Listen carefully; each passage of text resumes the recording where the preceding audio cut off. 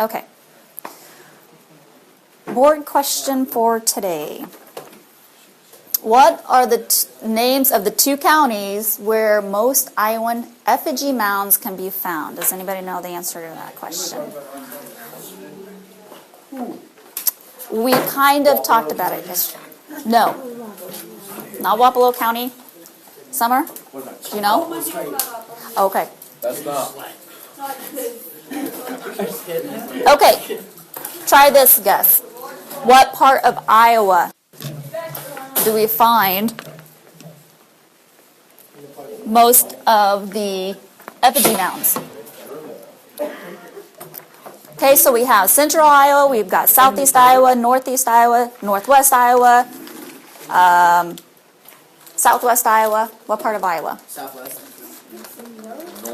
Do you know? Northeast, very good. The two counties, and I'll show a map of Iowa here later. The two counties are called Alameda County and Clayton County, right along the Mississippi River. Okay? So we'll talk a little bit more about these effigy mounds today. Can you do that, please? Yeah, sure. Oh, wait, before you do that. Before we turn the page, what two Indian periods did we talk about yesterday? Will? Paleo-Indian. Paleo-Indian? Archaic. And archaic, very good. Okay, so today, do you remember the third one? Does anybody remember the third period? Okay, Chance, go ahead and turn the board. Okay, so by the end of today, you will all be able to tell the differences between the Paleo-Indian period, the woodland period that we're going to talk about today, and the archaic period. Okay, so the woodland period, archaeologists, remember the archaeologists are the people who dig up human artifacts and they kind of piece together all the pieces to tell the story of people who used to be here. So archaeologists tell us that there's a rapid change from the late archaic period.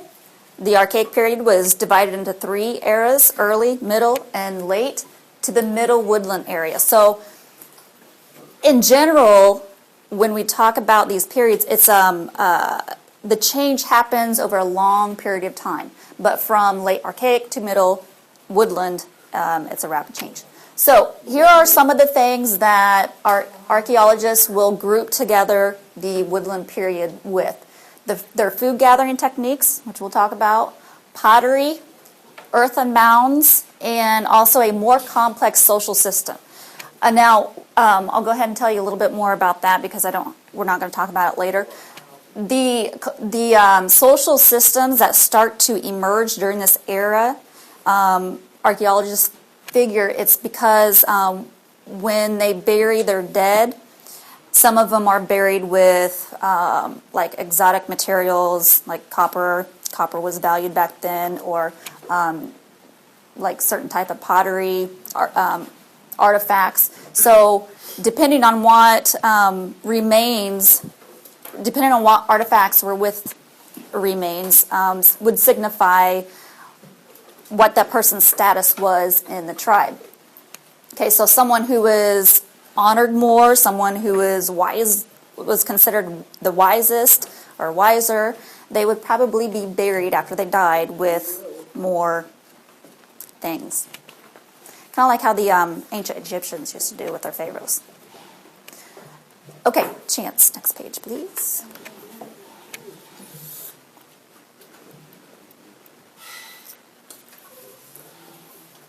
Okay, so to start with, their food traditions that were starting to change during this period, they started to grow crops, such as squash, sunflower, and tobacco. Now, the woodland, I don't know if I mentioned this before, but the woodland periods are divided into three as well. The early woodlands, middle woodlands, and the late woodlands. So by the end of the woodland period, the corn or maize, sometimes we call it maize,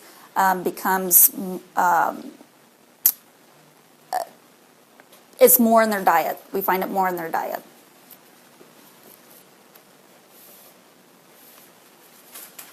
Okay. The growing of the crops, there's actually a transition from the late Archaic right into the woodlands because at the end of the Archaic period, we discussed this yesterday, they started to get into cultivating a little bit. Okay, hunting techniques.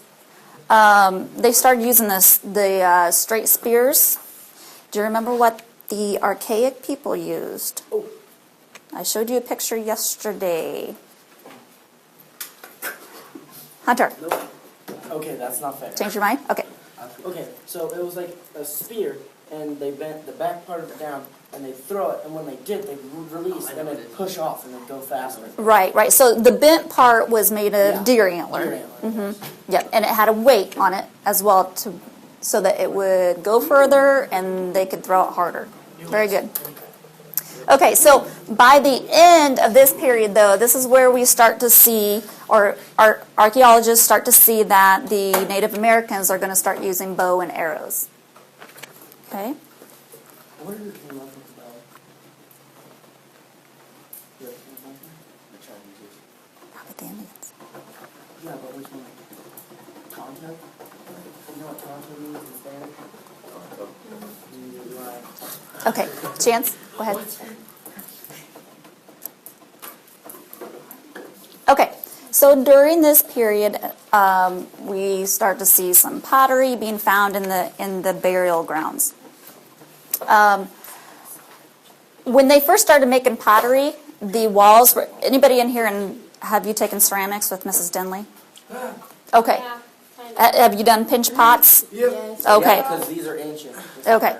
So when they first started making pottery, the walls were usually thick. They were usually in a bag shape. The earliest ones were just kind of straight up and down and flat on the bottom, really no shape, no design, That would have been just kind of plain, right? But as they began to kind of develop their, I guess, artistry in pottery, it started taking on different shapes. But the pottery, they would put like a temper, it's called temper, and what this basically was a grit of either ground stone, sand, plant fiber, but they would put it in with the wet clay so that when the clay dried and then you fired it up, if you know the process of pottery, the pot wouldn't crack. So they figured that out early on. Towards the middle of this period, they started coming up with a technique called the Havana technique to make the pottery, and this is seen in southeast Iowa in some of the artifacts that we found here. But basically, what they do is, so they have. Let me borrow your phone. Okay. So say this was the pottery. And what this technique was is they would take like a piece of bone or stick or anything that would make a design and just kind of roll it and press it along on the pottery. So then they started putting in a few more designs in their clay. Yeah, they did. By the late part of this period, they started putting more decoration on their pottery.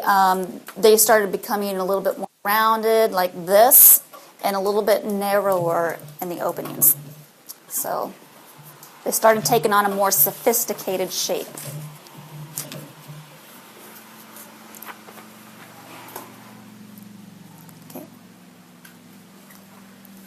Okay, Chance.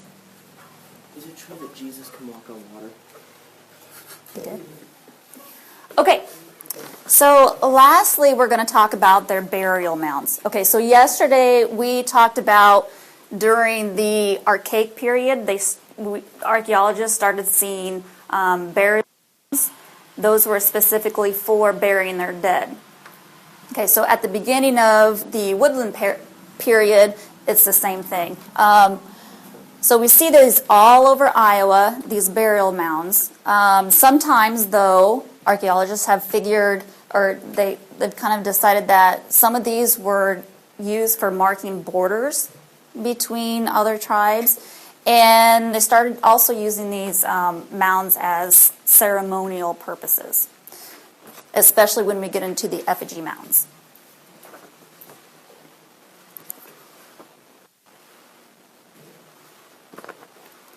So hopefully by talking about some of this, you can kind of identify the different periods. You can see how the Native Americans started developing. Some of them started going off on their own, making their own traditions.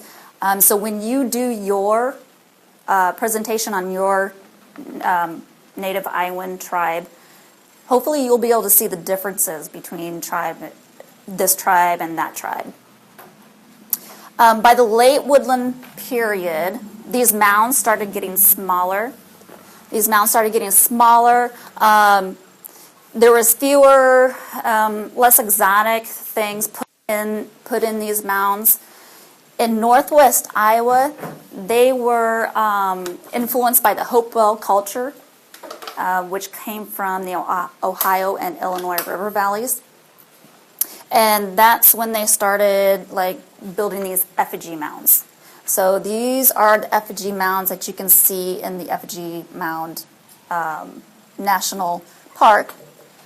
So the purpose of these, archaeologists think, are more for ceremonial purposes. So like building a mound for the spirits, the rain spirits, the crop spirits, to keep the spirits happy. Okay, so the word effigy, do you know what the word effigy kind of essentially means, or basically means?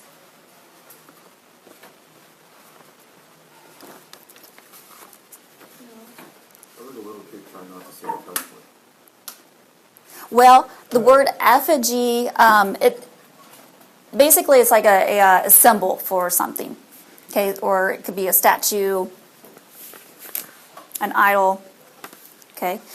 Some of the other traditions for these burial mounds.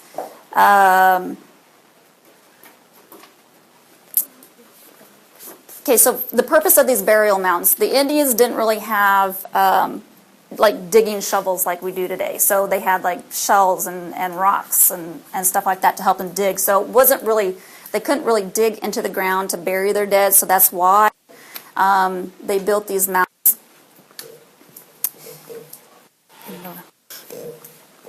I'll take it. Thank you. Take it. Thank you. Okay.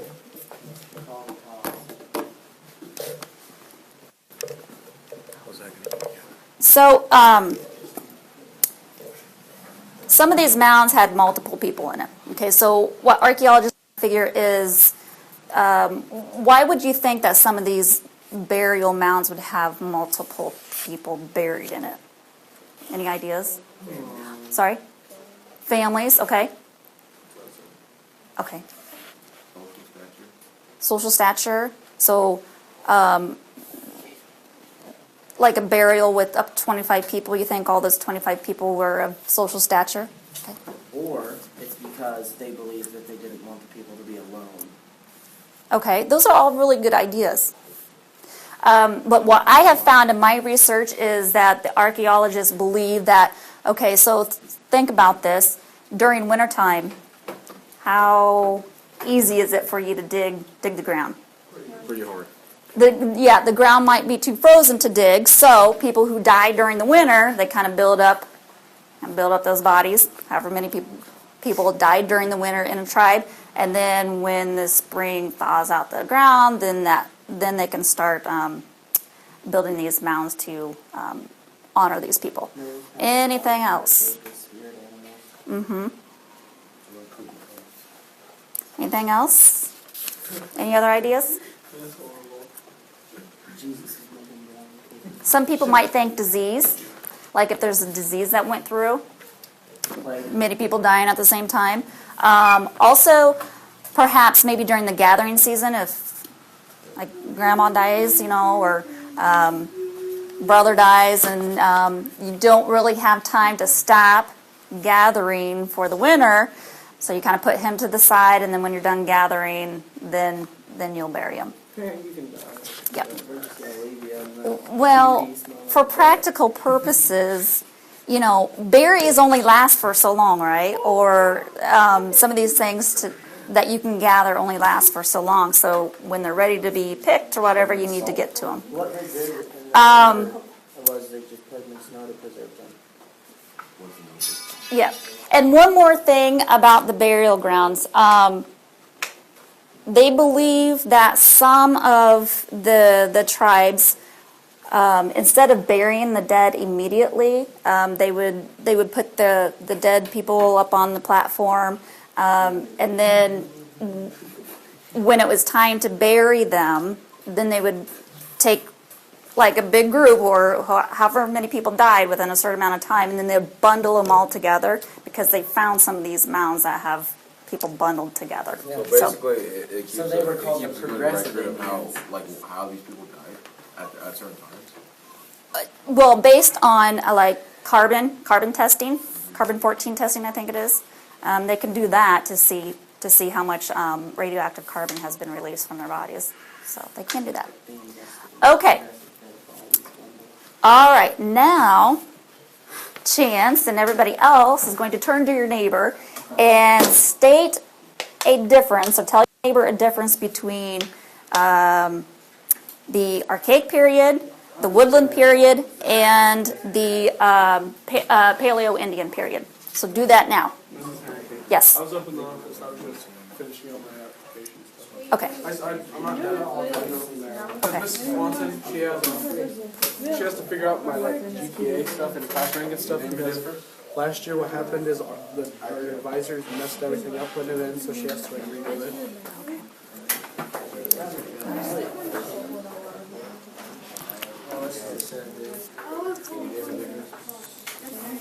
Obviously. Can't?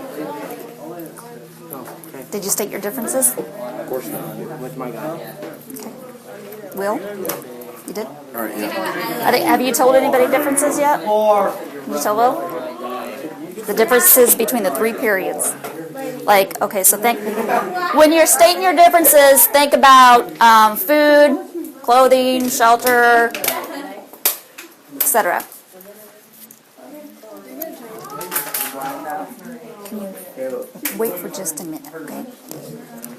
Hey, obviously.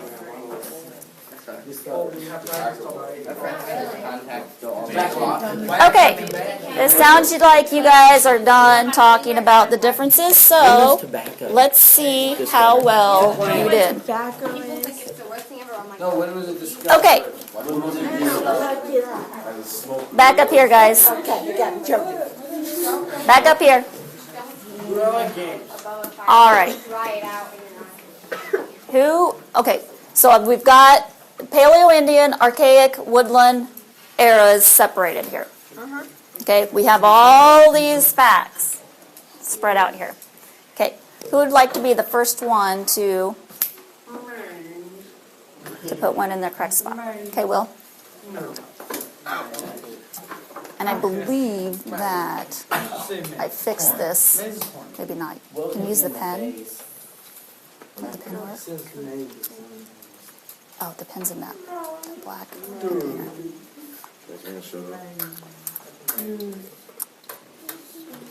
Okay, you're going to have to do it on the laptop. Sorry.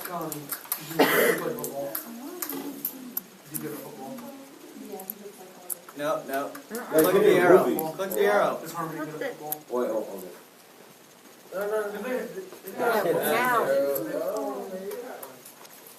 Alright, don't be like Sarah last year. She's not good. Avery, you would only know what Sarah did last year because you were in that. We have to go up. We just sit here and tell. Can you tell Will the next one? Oh my God. Okay. Which Chance, turn around. Okay, Summer says, yes, find the bow and arrow. Where's Summer? No, Dang it, winner. just sit down and do it. It's fall. Get it right. Where? Summer, he's asking where. Woodland. She said Woodland. Good job. Okay. All right, next. I go big game runner would be the Would they be the Paleo? Yes. Would they be the one with the cabin? Mobile shelters are made Paleo. You are? Like the one package, just like. Oh, burial. Oh, okay. Woodland. Okay. Effigy is Woodland. Thank you. Hunters and gatherers archaic. Effigy is woodland. Hunters and gatherers is what? Archaic. Archaic, yep. Small groups is. What? Archaic. Archaic. You're one of the Aragon. And it would be Paleo-Indian too, so you could put that in the middle if you wanted to, the small groups. Small groups. Oh, I can. Put it in the middle. The middle. Well, the like middle. in the middle of between Paleo-Indian and, The and middle. Archaic. There you go. Okay. That boy.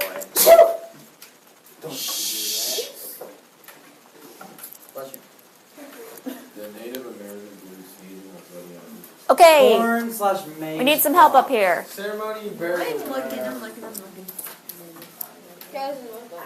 No, hunters and gatherers is under archaic. Yeah. No, it's not. They were only gatherers. She just said they were hunters and gatherers. Okay, should we have a class vote for the hunters and gatherers? You just told me it was archaic. It is archaic. No, it's not. Archaic was only hunters How are you and gonna argue only with gatherers. I told you this information? Okay. Because I'm right. That's why. Caleb, what do you think? I vote that I should teach this. There you go. Okay, we have burial grounds here. Woodland. Woodland. Okay, everybody up here. Burial grounds is. Everybody up here. Everybody up here. Randomly Okay. up there. Corn maze, complex social system, and ceremonial burial grounds. Okay, how many agree 100% with this list? Ashley, what do we need? What do we need to change? I'm gonna go with Havana technique, corn and maize crops. Okay, where would you put those two? Ceremonial burial. I put the corn and maize crops, neither the paleo and neither the woodland. Okay, so the very first ones or what we just talked about? The very first ones. Woodland. You Woodland. said it's woodland. So corn and maize, they start growing the corn and maize. Chance, can you change that, please? And got the Havana technique. We're talking about pottery. Pottery. There you go. I saw one. Ceremonial burial grounds. No. That would Leave it where it was. over here, Chance. The burial grounds you can maybe put in between here because at the end of the archaic period we kind of start to see that. No. The burial grounds right here. Put it right there. That burial grounds. Okay. And then what about this one here? That's not where that should be. Archaic. Yeah, we'll put it in between archaic. No. Yeah, that's there. The Clovis and Folsom spear tips needs to go here. And mobile Chance, will you take Shelters mobile? are archaic. Yeah. Woodland. Yep. In between the archaic and woodland. There you go. All right, very good. Thank you, Chance. I don't want to take it back out.